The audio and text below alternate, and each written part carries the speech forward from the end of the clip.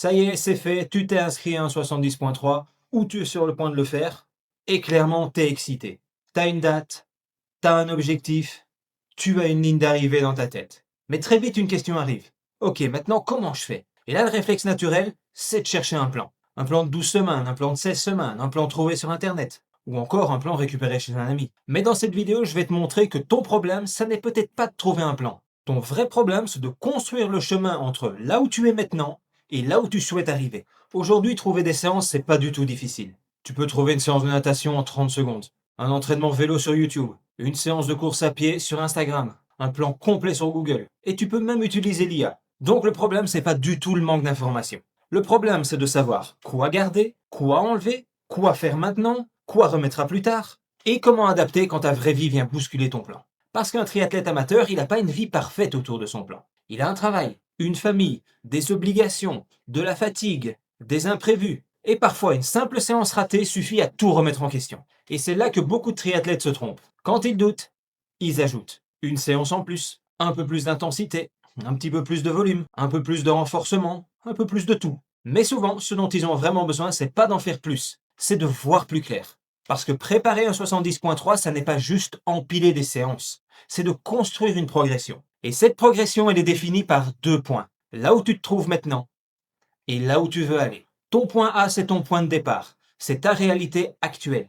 ton niveau, ton temps disponible, ton expérience, tes contraintes, tes points faibles, tes blessures éventuelles. Et ton point B, c'est ton objectif, ta course, ta ligne d'arrivée, l'objectif que tu veux atteindre. Et entre les deux, il y a un écart. Et cet écart, c'est le vrai sujet. Parce que deux triathlètes peuvent préparer le même 70.3, mais ne pas du tout avoir le même chemin à parcourir. L'un devra peut-être surtout apprendre à nager sans s'épuiser. L'autre devra peut-être apprendre à gérer son vélo pour pas exploser en course à pied. Donc on peut avoir le même objectif, mais pas le même point de départ. Et donc pas le même chemin.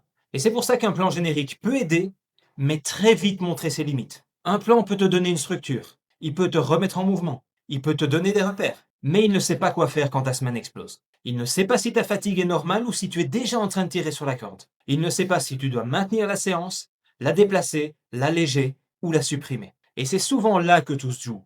Pas dans un plan parfait, mais dans les ajustements. Parce que ce qui te fait réussir une préparation, c'est pas juste les entraînements qui sont prévus. C'est aussi et surtout la manière dont tu vas adapter ton plan quand celui-ci ne peut plus suivre ta réalité. Et quand le chemin n'est pas clair, il y a 3 erreurs qui reviennent relativement souvent. La première, c'est de vouloir tout travailler en même temps. Natation, vélo, course, renforcement, technique, intensité. Tout paraît important. Mais quand tout est prioritaire, plus rien ne l'est vraiment. La deuxième erreur, c'est de copier ce qui fonctionne pour quelqu'un d'autre. Le problème ici, ça n'est pas que tu copies simplement des séances, mais tu copies un contexte qui n'est pas le tien. Tu copies son niveau, son passé sportif, sa récupération, ses contraintes. Et la troisième, c'est de confondre fatigue et progression. Parce que finir rincé sur une séance, ça ne veut pas dire automatiquement que tu vas progresser. Parce que sur 70.3, l'objectif, c'est pas d'être courageux à l'entraînement. L'objectif, c'est d'arriver prêt le jour de la course. Et c'est pas toujours la même chose. Alors, au lieu de commencer par chercher un plan parfait,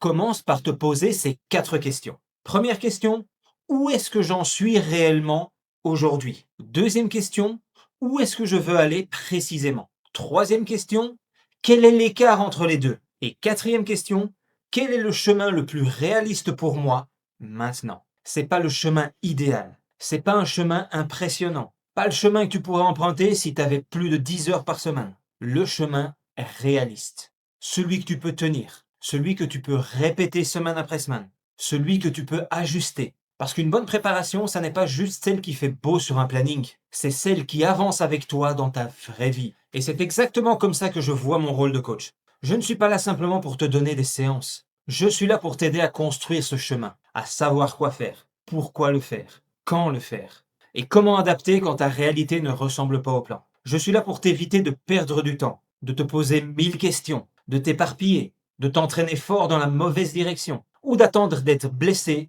épuisé et complètement perdu pour commencer à structurer les choses. Le coaching pour moi, ce n'est pas juste remplir un calendrier. C'est un accompagnement entre ton point A et ton point B, avec ton objectif et ta réalité. Donc si tu t'es inscrit à un 70.3 ou si tu envisages sérieusement de le faire, ne te demande pas seulement quel plan tu dois suivre. Demande-toi plutôt où est-ce que tu en es aujourd'hui, où est-ce que tu veux aller, qu'est-ce qui te manque pour y arriver et quel chemin est réaliste pour toi. Parce que tu n'as pas forcément besoin de plus de séances. Tu as besoin d'un chemin clair. Et si tu veux commencer à poser les premières bases, je t'ai créé un plan d'entraînement de 4 semaines que tu peux trouver dans le lien en description de cette vidéo. Et si tu veux qu'on regarde ensemble ton point A, ton point B et l'écart entre les deux, tu peux également réserver un rendez-vous diagnostic avec moi. Parce que ton objectif, il est peut-être clair. Mais maintenant, ce qu'il faut faire, c'est de construire le chemin pour y arriver. Si cette vidéo t'a parlé, like-la et partage-la si tu penses qu'elle peut parler à quelqu'un d'autre. Abonne-toi à la chaîne et active la cloche si tu veux recevoir tous mes conseils sur la préparation à l'Ironman 70.3. Et d'ici à ma prochaine vidéo, je te souhaite un max de plaisir durant tous tes entraînements. Ciao!